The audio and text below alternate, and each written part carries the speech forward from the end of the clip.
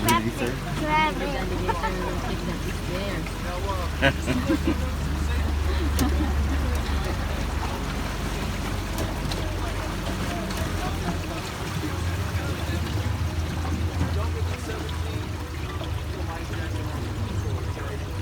You'll see on the side of the boat, guys, it says no smoking, no standing. Now, so far as standing up, before I go around the boat, it's really the boat is it's another very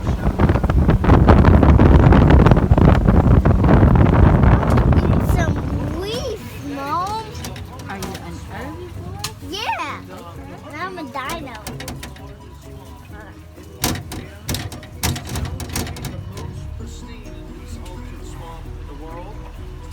also our last bit of untouched wetlands here in North America. You're wondering why we have swamps here in Louisiana?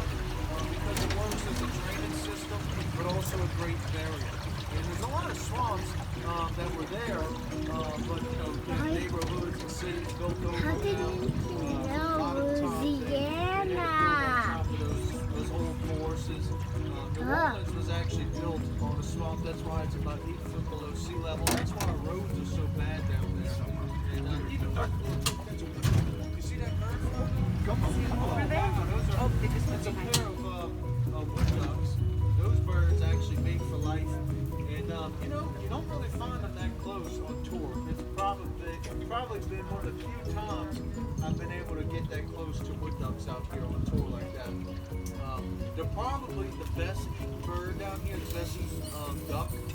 They only eat acorns and seeds, and they actually sleep up in the trees. If you look at the feet of a wood duck, they actually have the claws because they sleep a lot of I time. think that's an alligator. I think they're gone. I heard that sound. Listen like an We alligator want a lot of them. They sound. only fly 30 minutes in the morning, 30 minutes in the evening, so only give just a quick time to hunt them.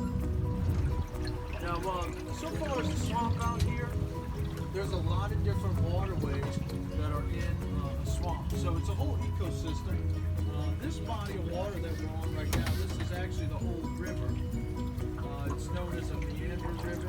A lot of these rivers will take it straighter in natural direction. It's known as a cutoff, where that river eventually cut off and it left part of that river behind. And that's what we're going through here. So they call it an undertow, or a dead river is what it is. You'll see it open up a little bit, but you do have quite a few of these in Louisiana, mainly because of the soil. And it's only able to do that because that soft, spooky soil that we have. And that's what I was telling you, the roads are very bad. And, the rivers will push through that soil over time. Even the hurricanes can actually move parts of the land around, depending on the magnitude of that storm. When you have high winds over 100 miles an hour or surges, and it can cause erosion, just tearing away our coastline. The erosion down here never really had flooding like we've experienced before, just because of erosion. That's why insurance out here, a lot of houses, flooding insurance is the surge, maybe 15 feet and above. Some of them won't make it. Some of them will eventually go up on top of the roads and the highways to survive. That might help things out here. The first kind of gumbo actually comes from the swamp, from the Native Americans.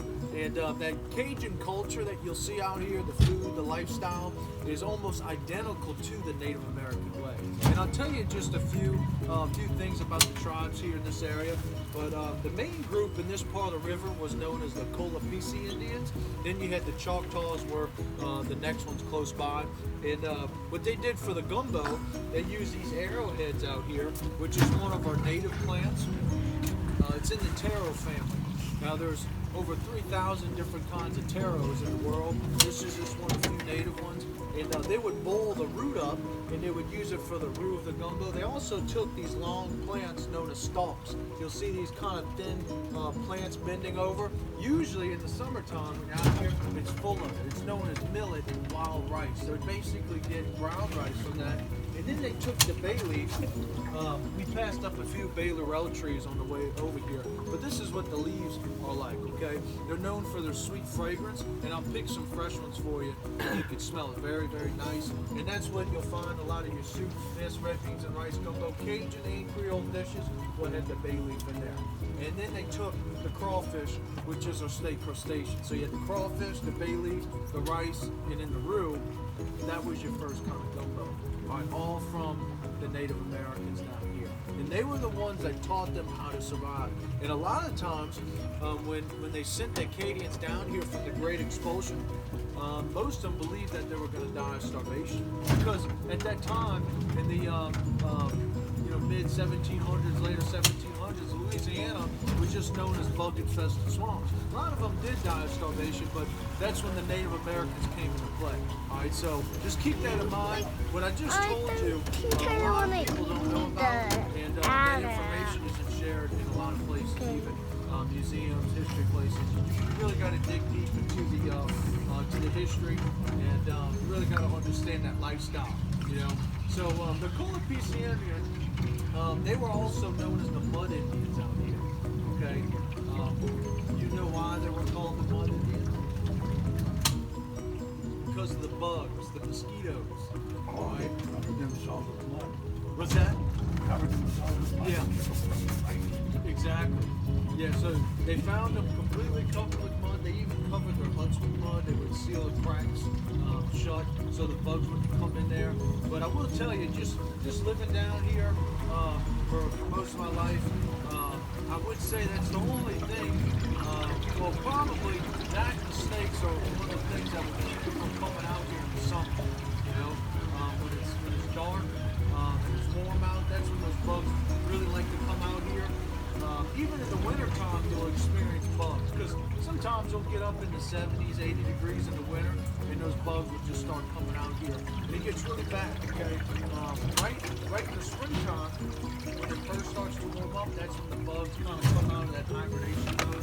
And you'll see swarms of them. They look like little swells, like tornadoes of bugs coming through here. They're all over the place like dog shit. Right? They'll get your eyes, your ears, your hands, and things straight. It's almost like torture. Now, you might see some turtles up there. You'll see the few of them beside themselves. So they got one on this side. The turtles actually don't hibernate out here. They just slow down their metabolism and become less active. I put a big list on my phone, a recommendation list of a lot of different places to eat and see in the New Orleans area, in the Slidell area over here, Mandeville, Covington.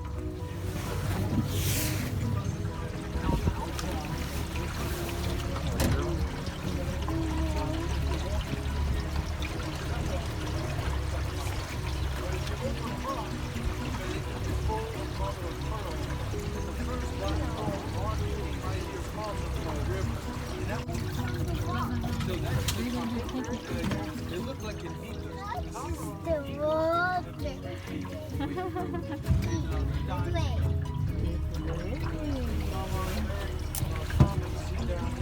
The water. Now that might even be a bald eagle. Up there in the sky.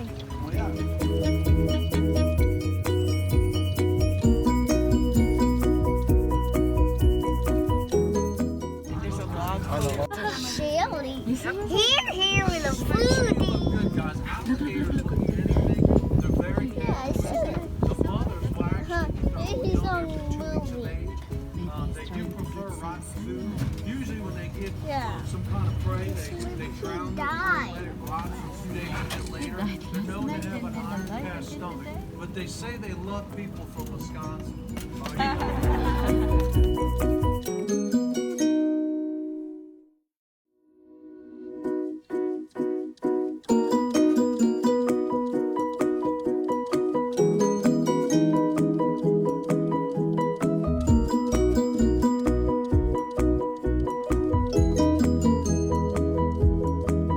They say about 75% alligators' lifetime, they're doing nothing. Okay? They're always just trying to conserve, manage, and balance that energy that they have. So the blood in the alligator, Is that another one?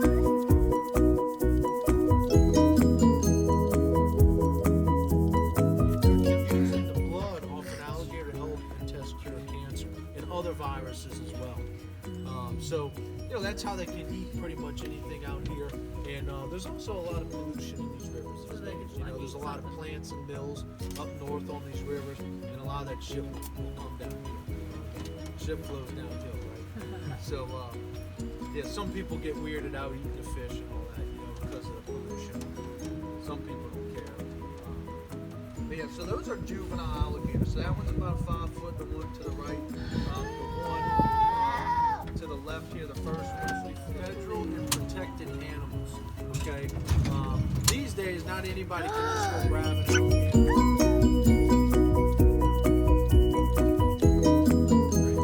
Okay, this big one up here to the left. Now its real name is the whiskey tree. Okay, they claim this one is one of the older trees in the swamp, close to 500 years old. And the reason why they never cut it down, even through the lumber industry, is because of the virus that's in it, known as pecky cypress. Pecky cypress is a rare virus that will slow the growth of the trees out here. There's only a few like in the whole swamp. A total of 75,000 acres, maybe about 3 or 4 of them like that. And so locals, you know, when they would navigate the swamp before they had maps and all that out here, they would use figures, you know, like these trees to be on that. So they call it the whiskey tree, trading illegal whiskey in the 1930s for prohibition. So the word bayou comes from the Choctaw. They call it knot, which means slow moving water with a muddy bottom. That's all a bayou is.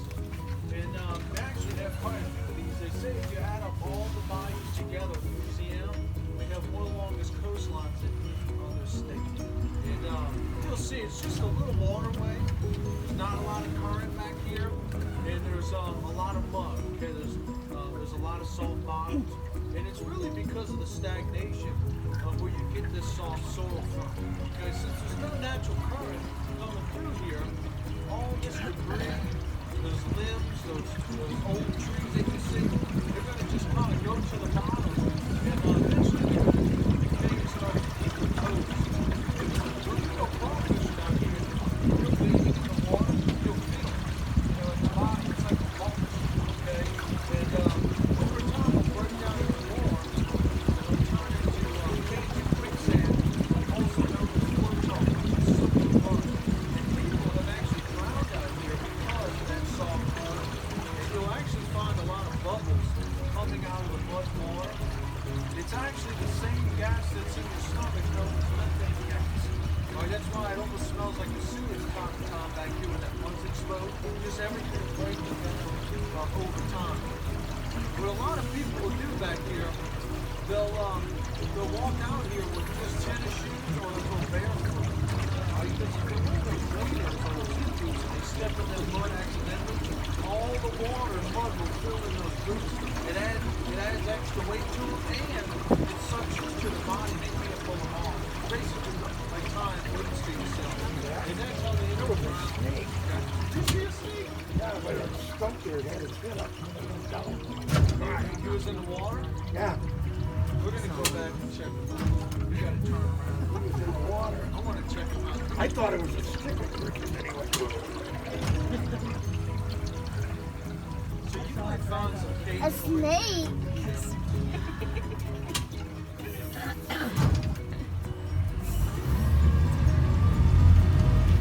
You'll see a lot of this mud. Even the animals have a hard time walking through that mud. Before they cut these trees down, the cypress tree, which is a very common one you'll find out here, it's related to the redwood and the sequoia tree. Before they cut it down, they're about 200 feet tall and close to 60 meters of function.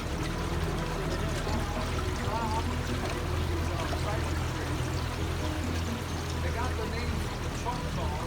In the wintertime, they'll lose all of their dimension and become completely bald into the deciduous tree.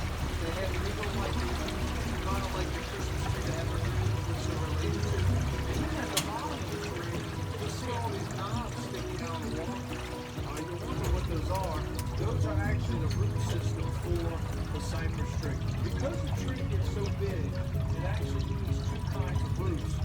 one that goes straight down that you don't see is a cypress leaf come up to 50 feet around the tree, holding it together in the mud and soil. And also, they stick out the water like a storm bubble. It's called a breathing apparatus. So that's how they can survive out here with all that water. Now this tree to the right, guys, this is not a cypress. You'll see the bark looks different, and there's not any cypress knees around it. And this is an old one here. It's actually snapped off. It's already submerged in the water. We'll come out here with big rolls. We'll try to find the old set of tree. And we'll go over there and look at the big tree here. The Native Americans actually got them to have a lot of non-hair facial hair. And when they see the Spanish, it's really funny. They remind them of all the stuff in the tree.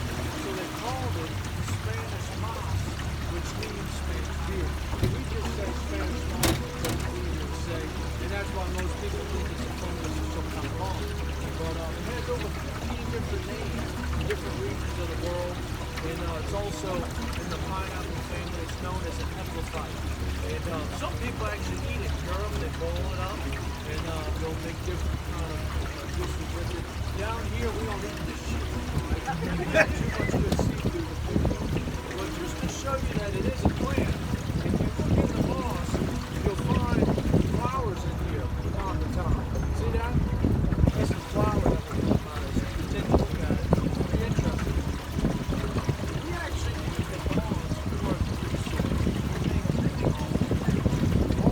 way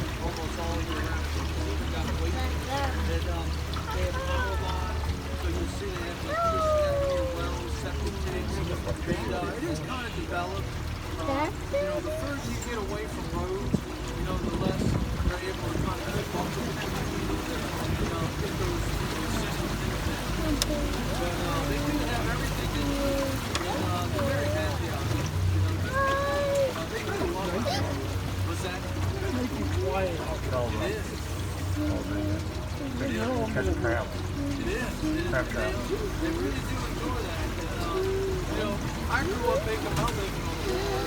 to the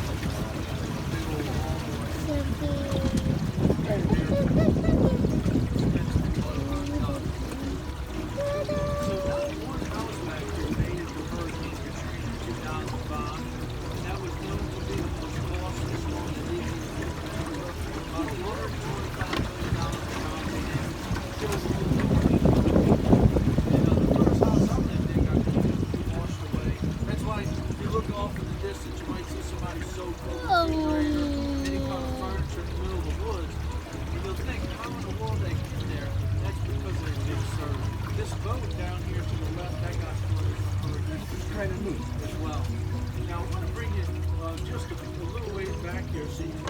right there. If you look down here on this left-hand side of the bayou, this is legal slough.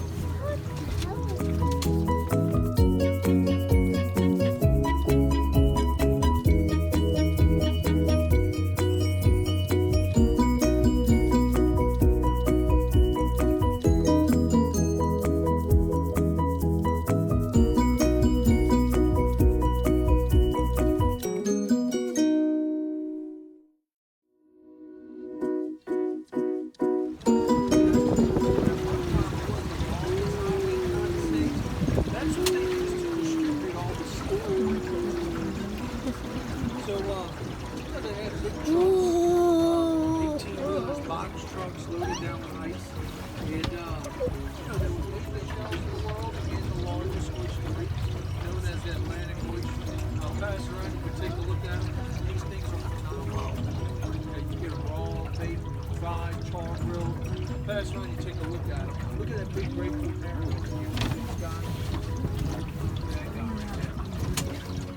Now, this week,